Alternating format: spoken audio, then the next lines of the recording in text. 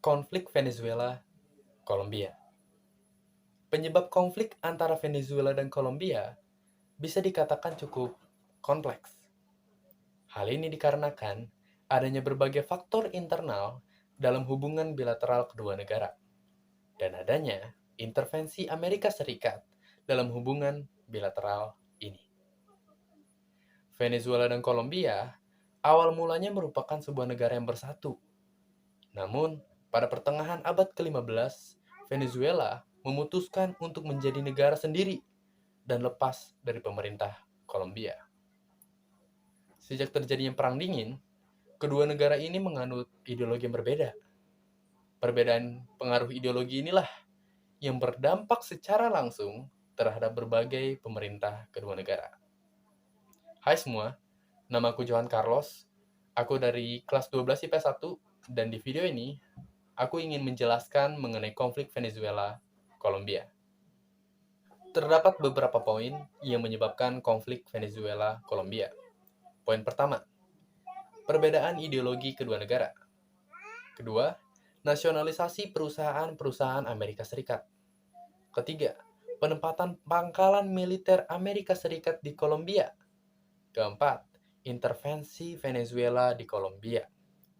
Kelima, dukungan Venezuela terhadap Fuerzas Armadas Revolucionarias de Colombia atau bisa kita sebut FARC. Nah, begini ceritanya. Venezuela sejak dekade 1974 telah menjalin hubungan baik dengan Amerika Serikat dalam hal perekonomian. Sehingga Venezuela menganut kebijakan ekonomi liberal kapitalis. Nah, pada masa inilah muncul jurang perbedaan kelas yang mencolok antara si kaya, kaum borjuis, dan kaum miskin, kaum proletar di Venezuela. Sehingga mempengaruhi stabilitas sosial, politik, dan ekonomi di negara tersebut. Memasuki tahun 1998,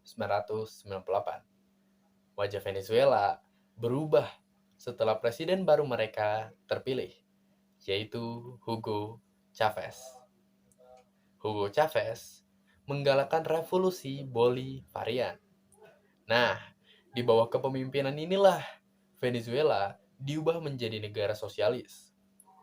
Revolusi ini merupakan langkah konkret Chavez selaku presiden Venezuela untuk mesejahterakan rakyat dan terbebas dari jerat neoliberalisme yang ditanamkan oleh Amerika Serikat. Chavez menganggap bahwa neoliberalisme tidak akan mampu mesejahterakan rakyat miskin. Justru sebaliknya, akan memperkaya para pemilik modal atau kaum burjuis dengan cara mengeksploitasi rakyat miskin sebagai pekerja. Pemerintah Venezuela juga menetapkan kebijakan luar negeri yang memiliki visi untuk mengintegrasikan kawasan Amerika Latin dan Karibia ke dalam sebuah blok regional berbasis sosialisme. Kebijakan tersebut diwujudkan dengan memberikan dukungan tertutup kepada FARC di Kolombia. FARC sendiri adalah pasukan pemberontak di Kolombia yang berhaluan komunis. Dukungan Venezuela kepada FARC tersebut mendapatkan kecaman dari Kolombia dan membuat hubungan regional kedua negara menjadi memanas. Kolombia merupakan sekutu Amerika Serikat, meminta bantuan keamanan untuk menjaga stabilitas negeri dari aksi pemberontakan FARC.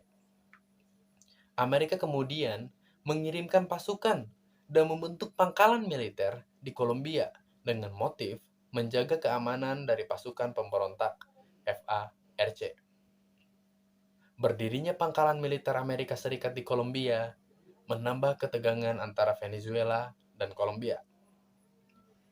Hingga memasuki tahun 2000-an, konflik kedua negara tersebut semakin memanas.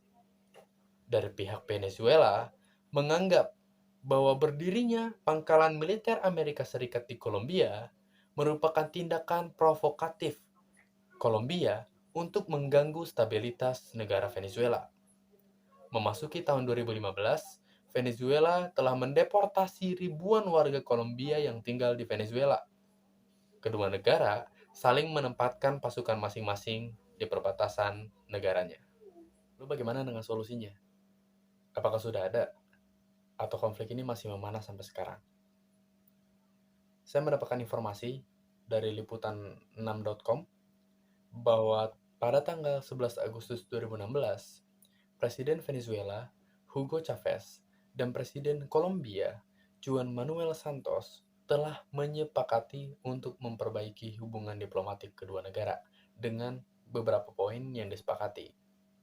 Poin pertama, Chavez menolak tudingan pendahulu Santos, Alvaro Uribe, yang mengatakan ada sekitar 1.500 pemberontak ILN dan VARC Kolombia yang berlindung di bawah naungan Chavez. Pemerintah Venezuela tidak mendukung atau memperbolehkan kehadiran gerilyawan atau teroris di Venezuela. Tambahnya lagi.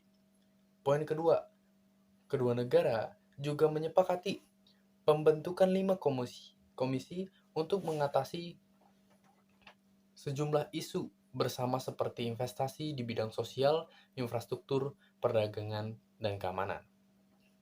Akhir konflik Venezuela dan Kolombia ini, saya dapat mengetahui bahwa dengan dialog, dengan perundingan, dalam hati yang damai, kita dapat mengakhiri permasalahan dan pada akhirnya menimbulkan kesepakatan. Jadi tidak selalu dengan kekerasan. Toh ada buktinya bahwa dengan pola pikir yang dewasa, menurunkan rasa ego, kita dapat mengakhiri permasalahan yang ada. Definisi konflik menurut para ahli. Menurut Takutri dalam Newstrom dan Davis tahun 1977, konflik merupakan warisan kehidupan sosial yang terjadi dalam berbagai keadaan sebagai akibat dari bangkitnya keadaan ketidaksetujuan, kontroversi, dan pertentangan di antara dua pihak atau lebih secara terus-menerus. Di dalam sosial, permasalahan atau konflik itu selalu pasti ada.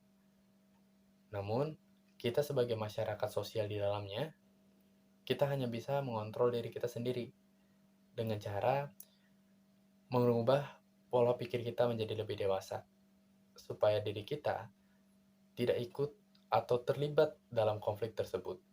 Sekian dari saya, terima kasih.